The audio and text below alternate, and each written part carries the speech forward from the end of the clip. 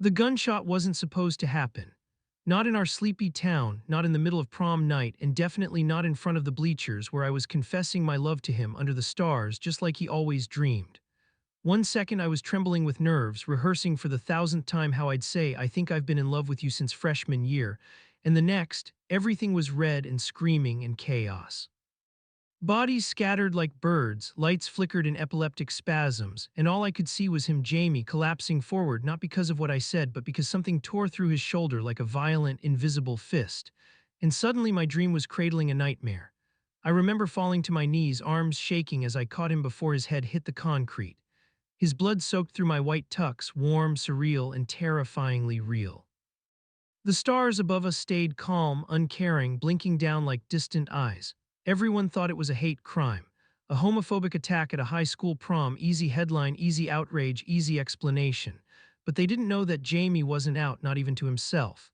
They didn't know that he had a girlfriend, a scholarship to a Christian university, and a father who threatened to send him to conversion therapy for just watching Call Me By Your Name. No one knew that I was his secret. I was the stolen glances in physics class, the long walks home he told his mom were study sessions, the quiet fingertips brushing under the cafeteria table when no one was looking. No one knew the story behind the slow way he was starting to look at me, the soft, cautious way he began to see himself. And in that single moment, his body limp in my arms, blood pooling beneath him like spilled wine, I wondered if this was karma for loving someone who wasn't ready to be loved like that. But the twist came fast. When the police pulled the footage from the school's ancient security system, it wasn't a masked shooter or an angry student, it was Jamie's own brother. The same boy who'd once asked me to tutor him in algebra, who laughed with us in the living room, who'd gone to youth group every week and shook hands with the pastor on Sundays. I watched the grainy clip of him pulling the trigger with calm precision, as if he were doing something holy. And that's when the world I thought I knew, the world where love, no matter how hidden, was still sacred, fractured into something unrecognizable. I realized then love wasn't the only thing we'd been hiding. Jamie's body jerked again in my arms and the world came alive in blinding noise.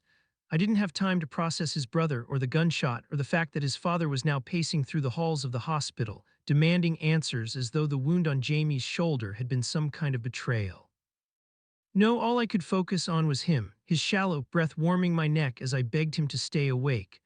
I could feel his heartbeat slowing, his body growing heavier, and each second that passed seemed to stretch out longer, like time itself was mourning the inevitable.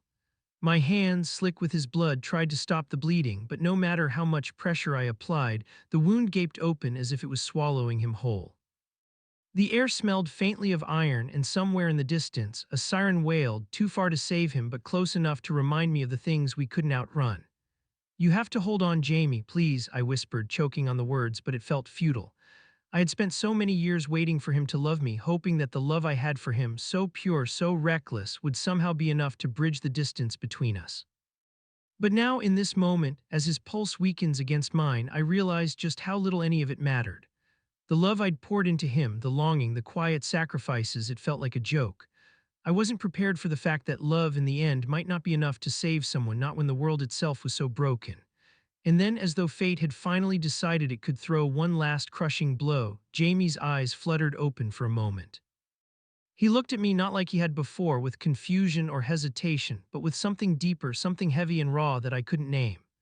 I never told you, Jamie murmured, his voice a thin thread of sound. My heart froze. What hadn't he told me? My mind reeled, but he was slipping again, his eyelids fighting to stay open, as if whatever he was about to say was too important for him to let go. I leaned closer, trying to catch every word.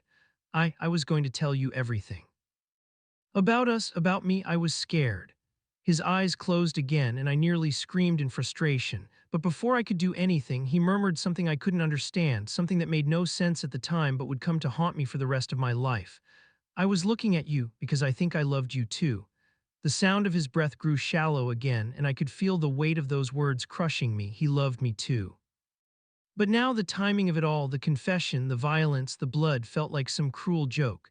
Had we never had the chance to see what we could have been? Or was it all just a momentary spark, a flicker in the dark? Would it have mattered if we'd had more time? The doctors tried to save him, of course. They always do. But the truth was, they weren't fighting a bullet anymore. They were fighting the grief and fear that had wrapped themselves around Jamie like a suffocating fog. By the time they got him into the operating room, I couldn't remember the last time I'd stopped shaking. My hands felt cold and useless, too small to carry the weight of everything that had happened in those few split-second moments. As I sat in the sterile, fluorescent-lit waiting room, it felt like I was outside of my body, like I was watching someone else's life fall apart. I wasn't supposed to be here. I wasn't supposed to be the one holding him, waiting to hear the words I couldn't bear to face. He didn't make it. I thought about his confession, "I loved you too." That moment, even though it felt like it was slipping through my fingers as quickly as his life was, held a strange clarity. Jamie had always been so terrified of his feelings, of the people he was supposed to love and the people he couldn't. I always knew it, but hearing him say it. It was a promise of something he hadn't even had the chance to claim. It was a promise I couldn't keep because now, just when I needed him to be here with me, he was gone, dragged away by something far larger than our fragile love. In that instant, I hated his brother. I hated the world for making him too scared to live his truth, for putting him in a cage that couldn't be unlocked even by the softest, quietest kind of love. I wanted to scream, to break something, to make it stop. But I couldn't. Then the door to the waiting room opened and his brother, Cameron, the one I thought I'd known, walked in. His face was a mask of confusion, guilt, and something else I couldn't place. His eyes locked with mine, and for a moment the entire room seemed to hold its breath. He didn't speak immediately, and I didn't know if I could speak to him at all. But then he reached into his jacket pocket, pulling out a crumpled piece of paper, shaking it in his hands as if it were more important than any apology he could offer. This, this is for you, Cameron said, his voice low and steady. The paper was stained with something dark, blood, I realized as I took it from him, still too numb to process what was happening. It was a letter from Jamie. A letter he had written a week before after a fight with his parents. A letter that had never reached me because Cameron had hidden it in his drawer, too afraid to give it to me. I unfolded it slowly, the ink smudged in places, the handwriting rushed as if Jamie had been trying to write something before he was caught, before he was stopped. "I'm sorry I never told you sooner," it began, and I almost stopped reading. But then I couldn't. The words, fragile but real, filled the page. "I know you think I've been lying to you, but I'm not. I am scared, but I know I love you. I can't yet, not when I'm still figuring out who I am. Please wait for me." The letter felt like a ghost, and just like that it hit me. Jamie wasn't gone because of hate. He wasn't gone because of some cruel twist of fate. He was gone because he was still running. He was running from the very thing he needed most, himself. I read the letter over and over, but no matter how many times I tried to find comfort in the words Jamie had written, I only felt more and more hollow. "Please wait for me." How could I wait for someone who never had the chance to figure out what we were, what he wanted us to be? How could I hold on to a love that had been suffocated by fear, fear of being seen, fear of being true? I had given him everything. Every glance, every touch, every moment where I let him believe that maybe, just maybe, he wasn't as alone as he thought. But none of that was enough.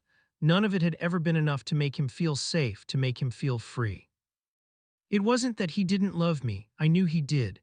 The truth was, he loved me in the quietest, most complicated way possible, tangled up in the lies and fears that weren't his fault but that he never learned how to escape. Sitting in that sterile room with the hum of fluorescent lights buzzing overhead and the cold weight of the letter in my hands, I realized something else. Jamie wasn't the only one hiding. I had spent so much time living in the shadows of his fears, quietly falling for him, pretending I didn't need more. I had let him dictate the terms of our love, accepting the scraps of him he offered as enough, telling myself it was all I could have, all I deserved. But the truth was, I was just as terrified as he was. Terrified of being caught, terrified of loving someone who couldn't love themselves. Terrified of breaking open the lie we had been living in, this beautiful, fragile thing we thought we could protect. But in that moment, as I sat there with everything slipping away, I realized that I wasn't just hiding in his shadows. I had been hiding in my own too. The door opened again, and this time it was Jamie's father. His eyes were dark, too dark, like a storm was gathering behind them. He didn't even look at me at first, just walked in, his expression stone cold as if I was some distant memory he'd rather forget. He was furious, but the rage was something else. It was desperation, it was grief twisted into anger. And then just as I was about to leave the room, he spoke. "You don't know anything," he spat, his voice venomous. "You think you were the only one who saw him, you think you were the only one who cared for him, you don't know what it's like to be him." His words hit me like a slap, and I recoiled. There was a darkness in his voice I had never heard before, something raw and unforgiving. For a moment I was paralyzed, trying to make sense of what he meant, and then it came like a jagged shard of glass crashing through the fragile wall I'd built around myself. "Jamie was never meant to be who you thought he was," he continued, voice cracking, "and he sure as hell wasn't meant to be with someone like you." In that moment, everything I thought I knew shattered. This man, the one who had raised Jamie, had spent his life trying to force a truth that wasn't his to claim. The love Jamie had for me, quiet, tender, desperate, had always been seen as a betrayal in his eyes. A betrayal that he couldn't allow, even if it meant pushing his son to a place where he couldn't breathe. Jamie wasn't running from me. He was running from the suffocation of a family that could never accept him. And now, in his absence, I was left with the remains of a love that had never had a chance to live. A love that was only ever allowed to exist in the cracks between fear and silence. I wasn't sure if I could live in those cracks anymore.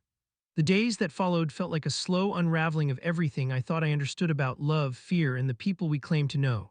Jamie's funeral was a blur of faces I didn't recognize, whispers in corners, and empty, hollow apologies. His family was cold, stiff, as if every word they spoke was a script they had rehearsed but could never truly believe. They buried him in a quiet, remote cemetery on the outskirts of town, the kind of place where no one ever thought anyone would visit twice. But I did every day. Even though my heart felt like it was splitting apart every time I looked at that stone, I came back, carrying Jamie's letter like a secret I couldn't share with anyone but the wind and the grass. I couldn't tell them what he had said.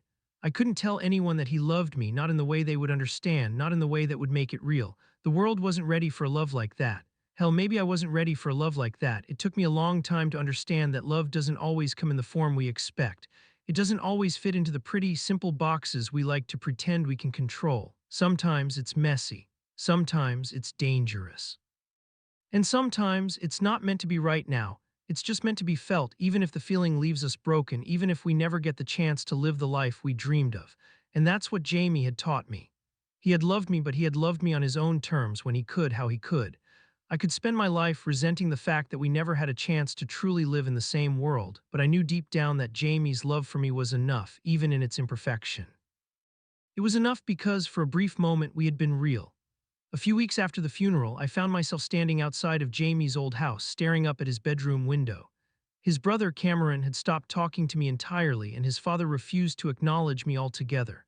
But something pulled me there, something I couldn't name. I knew that I wasn't just standing outside a house. I was standing at the edge of a story that had only begun to unfold, that would never have an ending. That was when I saw it. The flicker of light in Jamie's room, just as I had when we were younger, just as I had when I first realized there was something between us, something more than either of us could say. I walked up to the window and pressed my hand against the glass, breathing in the cold night air, and I swore for just a second I saw him, his silhouette against the stars, like he was still looking at me from the other side. Maybe that was what Jamie had wanted me to understand all along. Love doesn't need a resolution. It doesn't need a perfect moment. Sometimes love is just about the waiting to see someone, to understand them, to love them even when they can't love themselves. And sometimes the only way to hold on to it is to keep looking up at the stars, knowing that in some way they'll always be there, even when we can't reach them, even when they've already gone. I wasn't looking at the stars anymore, I was looking at him.